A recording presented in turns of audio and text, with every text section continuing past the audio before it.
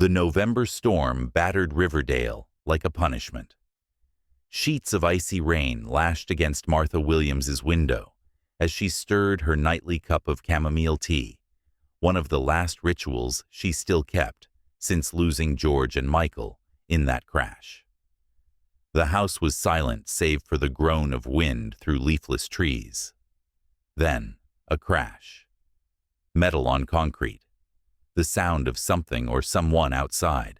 Clutching her flannel robe, Martha hesitated. At 72, her bones ached, and her heart wasn't what it used to be. But curiosity, stubborn as the chill in her spine, pulled her from the warmth. She took her late husband's old baseball bat and a flashlight, stepping into the cold, wet dark. Behind the garden shed, her beam caught the chaos trash cans' overturned muddy paw prints in the dirt. Then the light found eyes. Amber. Intelligent. Watching. Martha froze. The rumors had been true. It was him. The German shepherd, mud-caked, bloodied ribs jutting sharply under his matted coat. A raw, infected gash ran across his shoulder.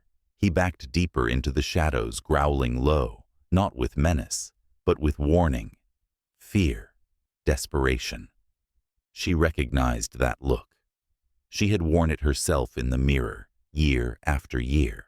"I'm not going to hurt you," she whispered, her voice trembling, as she knelt, despite the sharp protest from her knees. "You're safe here." She backed away. Returned minutes later with a bowl of leftover beef stew and an old towel. Placing them near the shed's overhang, she sat on an overturned bucket, letting the rain soak through her robe as she waited. 20 minutes passed before hunger overcame fear. The dog crept forward, never breaking eye contact, and devoured the stew in gulps, then retreated. But not out of sight.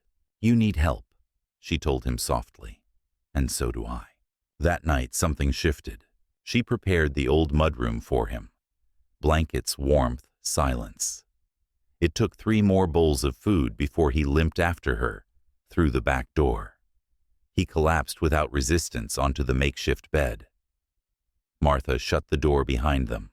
In the morning, under the gray light, she whispered the name that had come to her in a dream. Rex.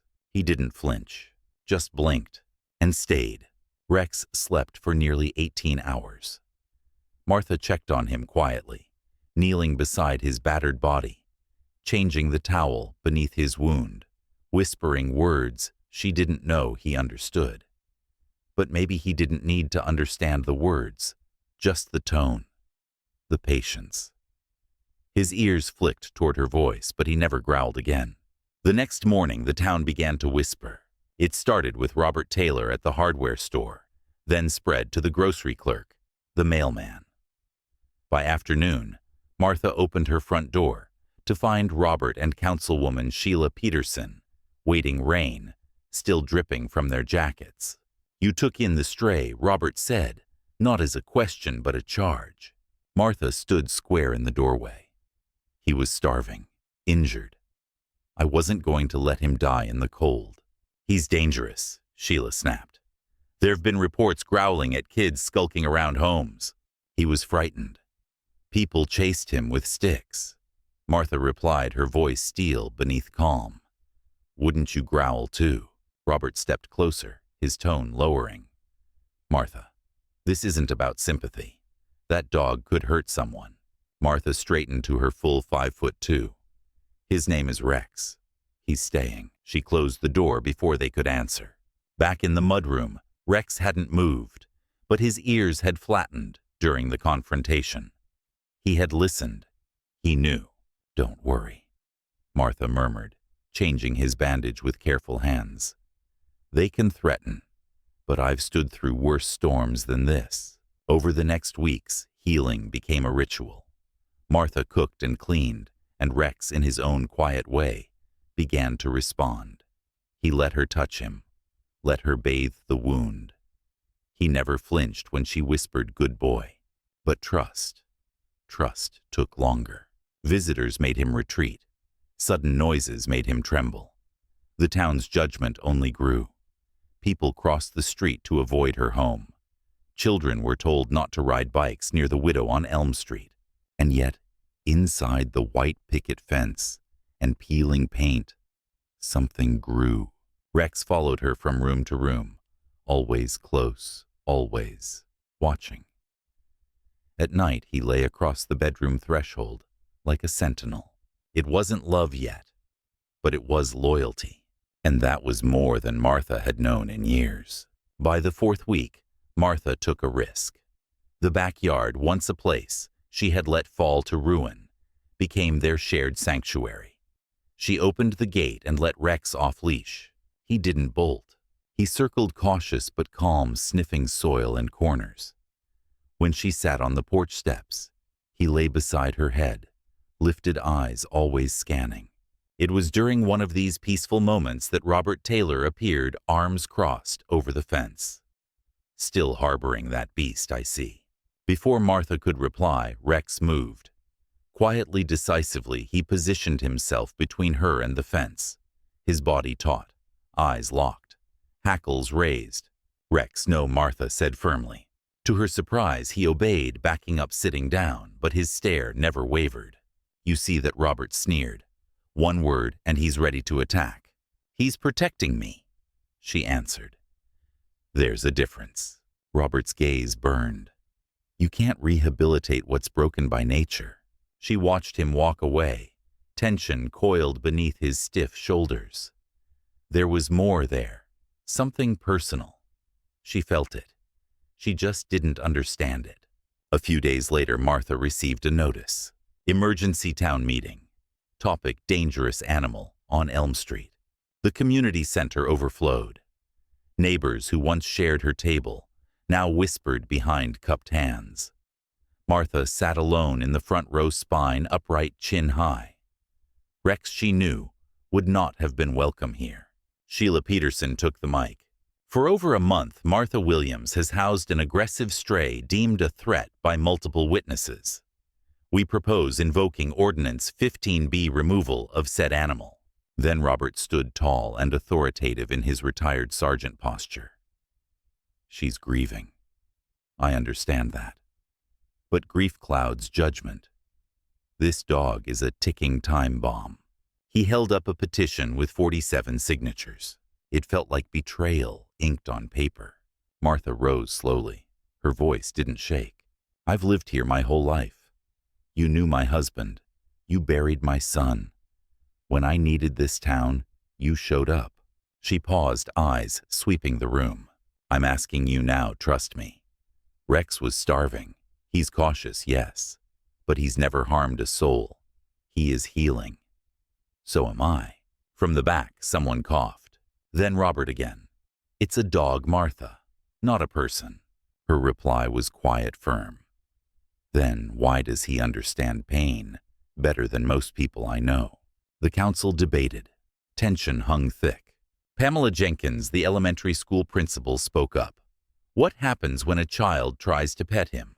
Are we willing to take that risk? Only one voice broke through in Martha's defense. Frank Wilson, old and quiet, as the oak tree outside City Hall. I saw her walking the dog. He kept perfect heel. Didn't even flinch at my cats. Silence followed. Then Mayor Thompson finally raising his hand. We need balance. Martha may keep the dog, but only if she installs fencing, uses a muzzle in public, gets liability insurance, and submits to a behavioral evaluation. Robert objected instantly. That's not enough. That animal needs to be removed. Now. The fury in his tone was louder than logic. Something deeper, Martha thought again. A shadow from before. The meeting adjourned in murmurs and uncertainty. The community had spoken, but not unanimously. The next morning, a white van pulled into her driveway. County Animal Control. James Cooper stepped out, a kind-faced man in his 60s, with eyes that said he didn't like this task. I'm here because I have to be, he told her gently. There's a 10-day holding period. After that, Martha nodded. And if I refuse, then I call the sheriff. You could be charged, and they'll still take the dog. She looked toward the kitchen where Rex waited silent and alert ears trained on the doorway. "Can I have one day?" she asked. "Just to say goodbye." James hesitated, checked his watch. "Officially, no. But I've got a long route today. Maybe I don't get back here until tomorrow." Martha's voice broke with gratitude. "Thank you." That evening she sat beside Rex in the dark, stroking his fur. "We've got one day, boy," she whispered. "One day to find a miracle." Later she pulled out her old digital camera. If she could document his behavior, his training, maybe she could buy time. "Sit," she said. He obeyed. "Stay." He froze. "Come." He trotted toward her without hesitation. Then she tried a word that changed everything. "Search." Rex's body straightened. Nose down, he began to quarter the yard with practiced precision. Not play procedure. Then find. He lifted his head to scent the wind. Purposeful. Focused. Martha stared, breath-catching. "You're not just trained," she whispered. "You're a working dog." That night, Martha barely slept. Her mind spun with questions, images, commands, search. Find the way Rex circled her protectively at the sound of distress. This was no backyard pet. He had been taught to save lives. At dawn, she sat at her old desktop computer, a dusty relic her son once insisted she keep. Now she was grateful he had. She searched search and rescue dog behaviors, training patterns, German shepherds. The pieces snapped into place. Quartering movement, medical responsiveness, vigilance around uniforms. Every detail matched the signs of a retired or lost rescue dog. Someone had trained Rex Ranger with care money and time, and somehow he'd ended up bleeding beneath her shed. By the time James Cooper returned, Martha was waiting on the porch with printed documents and her camera. "I need to show you something first," she said. Inside, she played the footage from the night before. Rex obeying each advanced command, his body language shifting into professional alertness. "These aren't tricks. These are protocols," she explained. "He's trained, possibly ex-military or part of a SAR team." James watched, arms crossed, lips pressed tight. Finally, he said, "That would explain a lot, especially how he reacts to me." "He's not dangerous," Martha pressed. "He's traumatized, but still trained." James sighed. "Even if he was on a team, he has no collar, no chip. I still have to take him. But if he has an owner, one who lost him, could that delay things?" There was a long pause. Then James nodded slowly. "I'll report that I'm investigating a prior ownership lead. That could buy a few days." Martha exhaled deeply. "That's all I need." As soon as he left, she began calling every search and rescue organization in a 100-mile radius. One after another, no matches. Until Harry Wilson, the old mailman, happened by and mentioned something almost in passing. "You know, Westfield County had terrible floods 2 years ago. They brought in rescue teams from everywhere. Floods, missing people, dogs. It was the thread she needed." Martha dialed the Westfield emergency office. After several transfers, she reached Sarah Donnelly, who confirmed they had used 2 German shepherds in the flood. One of them was lost during a mission, presumed drowned. Martha's breath hitched. What was his name? Ranger. Ranger belonged to the Mountain Valley Search and Rescue Unit. Sarah continued on the phone. "Handled by." She hesitated. "Please," Martha urged. "This is important." After a pause, Sarah answered. "Robert Taylor." Martha's breath caught. Her hands trembled. Robert, the very man who had stood in that meeting, petition in hand, demanding Rex's destruction. Robert, who had once been a fixture in her family's life. Robert, who had lied. Why? Why hide that Ranger Rex was still alive? Why deny a bond so strong it had endured through trauma, through memory? The next morning, Martha had no time to act on her revelation. A silver car pulled into her driveway. Rachel and Emma.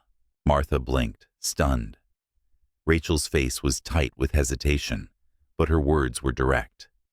"I've accepted a new position at Westfield Medical. I need help with Emma for a few weeks during training. Martha's heart leapt, confused and overwhelmed. I'd love that, she said carefully. But there's something you should know. She explained Rex his past, the town's suspicion, the council's ultimatum. She spoke of his gentleness with her, the commands, the training, and the shocking discovery that Robert had been his handler. Rachel listened, silent but clearly concerned. I understand if this changes things, Martha added softly. Before Rachel could reply, Emma, who had been watching Rex through the window, spoke for the first time. He looked sad. Rachel glanced down. Why do you say that? Emma shrugged. Like in that story, about the dog who lost his person. A long pause passed. Then Rachel looked at Martha. If you promise to keep them separate until we're sure it's safe, I'll agree. Relief bloomed in Martha's chest. I promise. That weekend, Emma moved in. And for the first few days, Martha kept her word. Rex was leashed or behind the glass door while Emma played. But both child and dog were drawn to each other. And on the fourth day, when Rex pressed his nose to the glass, tail wagging faintly, Martha made a decision. Would you like to meet him? She asked Emma. The girl nodded solemnly. Following every instruction, hand out still as a statue, Emma let Rex sniff her. Then, in a moment that stole Martha's breath, he gently placed his massive head in Emma's lap. He likes me, Emma whispered. Yes, Martha said. He really does. From that moment, Rex and Emma became inseparable. He trailed behind her in the garden, nudging butterflies and fallen apples. He lay beside her as she read books aloud, one paw gently placed over her blanket, as if anchoring her to the world. And when Martha watched them from the kitchen window, her granddaughter and the dog once called a menace, she saw not danger, but devotion. Still, Martha remained cautious. She watched for flinches, signs of nerves. But Rex was calm, gentle, protective in a way that didn't need barking or growls. It was in the way he placed himself between Emma and the open gate, or how his ears turned at every sound when she was near. Emma would sometimes whisper into his fur, her voice soft and trusting. You're a good dog, Rex. I don't know why people were afraid of you. Martha wondered the same. Driven by that question, she dug deeper into Rex's past. She called the Mountain Valley Search Unit again. She asked for files, reports, anything. Slowly, a blurry picture emerged. 2 years ago, a boy had gone missing during the Westfield floods.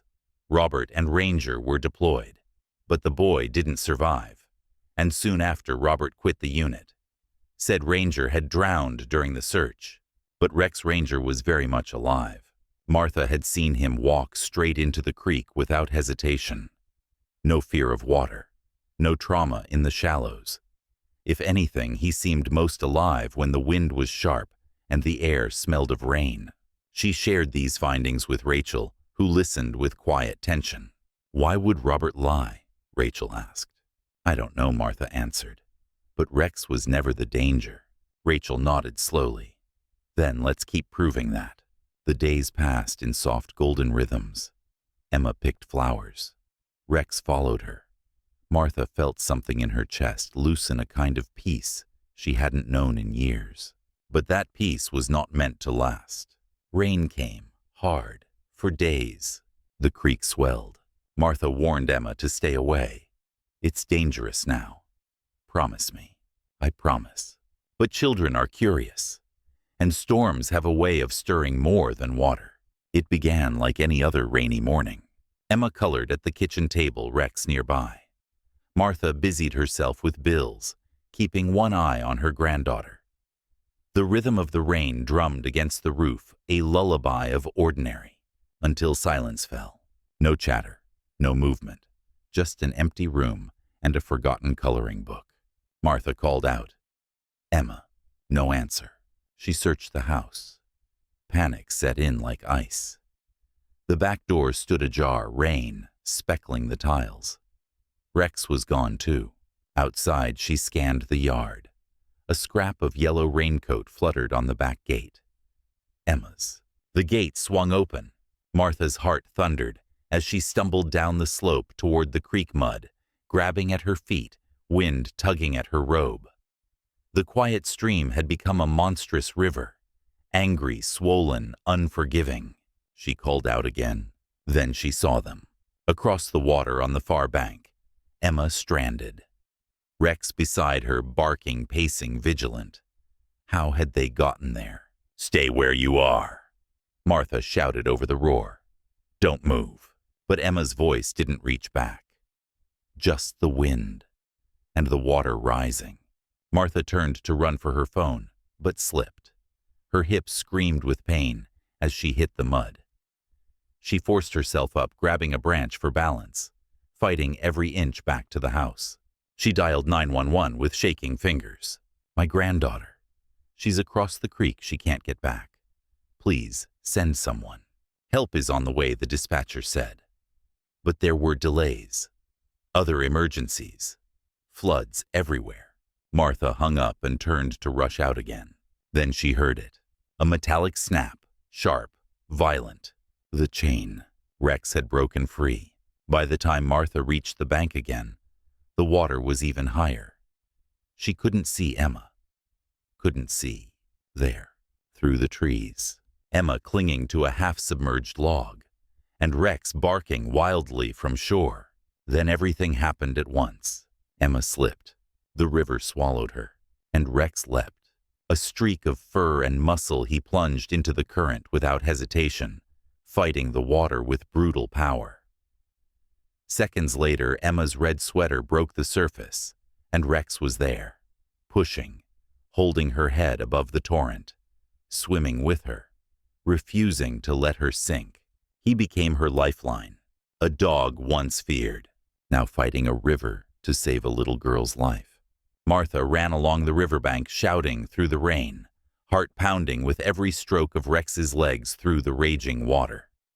Downstream, the creek bent sharply, collecting fallen trees and debris, a deadly trap. If Rex couldn't steer away, they'd both be dragged under. But just before the bend, Rex veered. With raw determination, he angled toward the near shore. His strokes were slower now, heavy, but purposeful. Each pull fought not only the current, but the weight of the waterlogged child on his back. Then, finally, miraculously, his paws found purchase. He dragged Emma onto a strip of flooded land, a narrow island formed by the overflow. He collapsed beside her ribs, heaving blood leaking from a fresh wound in his shoulder. Emma didn't move. "Emma," Martha cried, voice cracking. Too far. Too much water between them. And no bridge. Terror surged. Her granddaughter lay limp on a spit of land. Rex, shaking, bleeding, refused to leave her side, standing over her protectively, still guarding, even as he swayed. Help. She needed help. And then headlights. A truck pulled up. A door slammed. Robert Taylor. Martha turned in disbelief as he sprinted toward her boots, splashing through the field. "I heard the scanner," he gasped. "Rescue's right behind me." His eyes locked on the far bank. Emma. Rex. Recognition hit him like lightning. His knees buckled just for a second.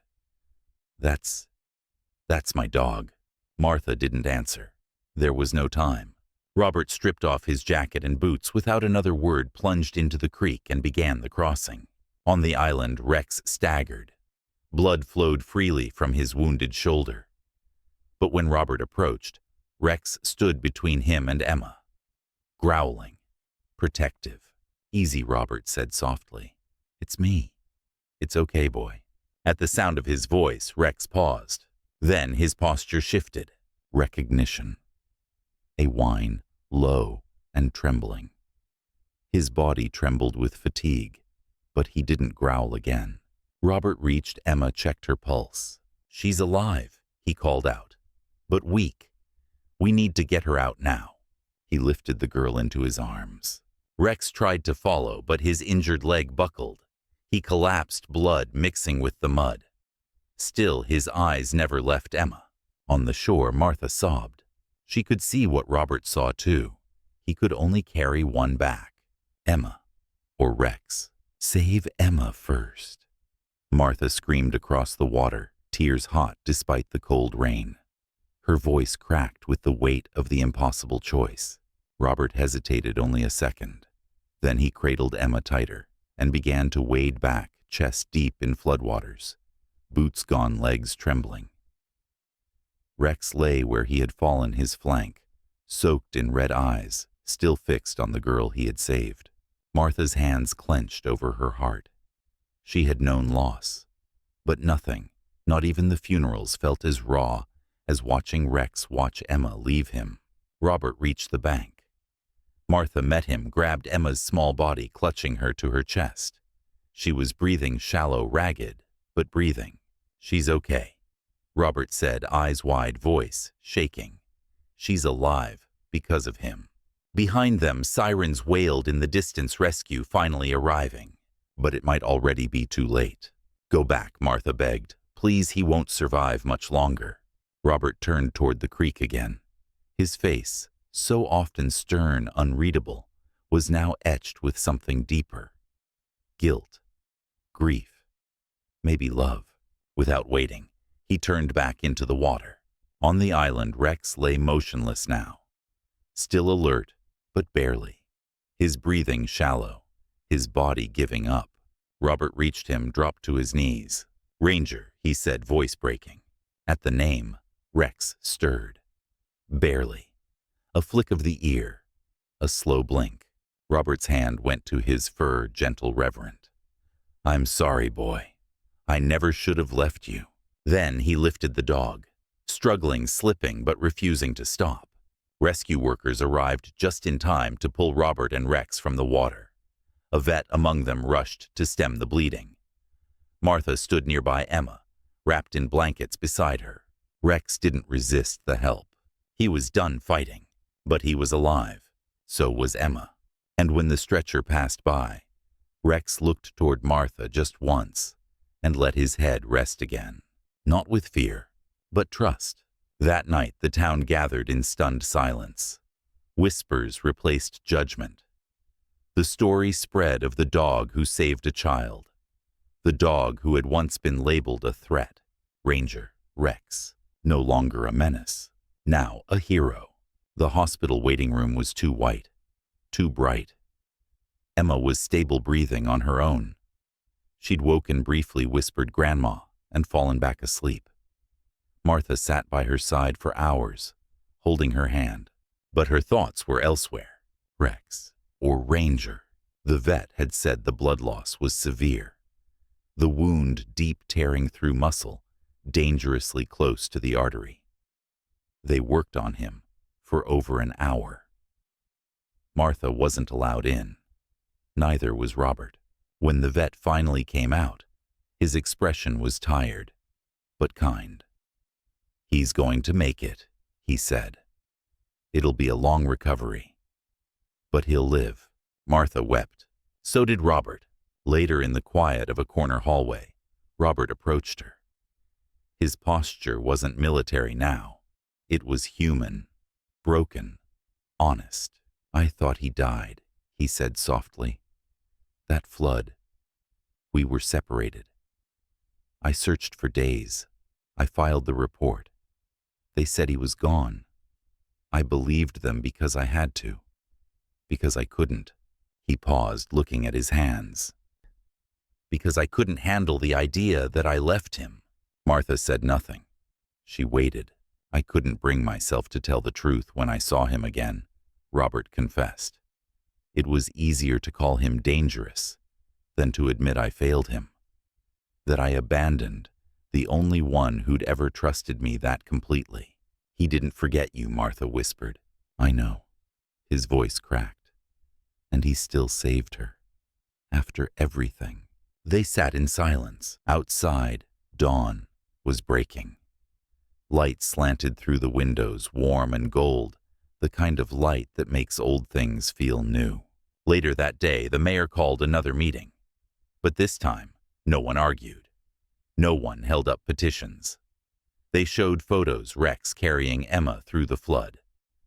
A child's life saved by the very animal once condemned. The ordinance was dropped, Martha was cleared, and Rex was honored. 3 days later, in a small backyard ceremony, the town gathered. Emma placed a blue ribbon around Rex's neck. He licked her cheek. Everyone clapped, even Robert. The hero didn't bark. He didn't strut. He simply stood beside Emma Tail, wagging slowly, eyes bright. Home. Summer turned warm and green again. The scars of the flood dried slowly, but life crept back into Riverdale. Gardens bloomed. Sidewalk chalk returned. Children played, sometimes pausing at the white picket fence of the Williams house to peer through the slats, hoping for a glimpse of the famous dog. Rex Ranger recovered steadily. His limp remained, but so did his strength. The wound that nearly ended him became a jagged line of silver beneath thick fur. When Emma ran, he followed. When she napped, he curled beneath her window. And every night he rested across Martha's threshold, same as before. But everything else had changed. The town had changed. Martha's kitchen filled again with visitors, neighbors bringing pie apologies, curiosity. Some came to thank her. Others to meet the dog who had once been a ghost in the woods. And Robert came often not just to see Rex, but to talk. Slowly, gently. They spoke of Michael, of losses old and deep. And one day when the porch was quiet and the sun warm, Robert brought a frame. Inside, it was a photo, blurry, taken years ago during a training drill.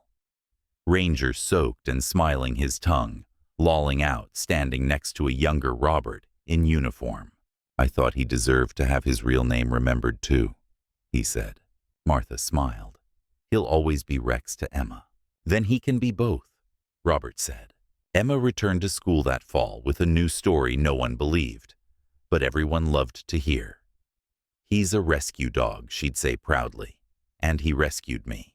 And on quiet days, when the air was cool and the leaves whispered, Martha would sit in her rocking chair, tea in hand, watching Emma read beside the dog, who had once been a stranger, a threat, a ghost with wounds, now a guardian, a symbol of trust, rebuilt not with words but with presence, with tail wags, with standing between danger and a child, the kind of love that can't be demanded, only returned, only earned.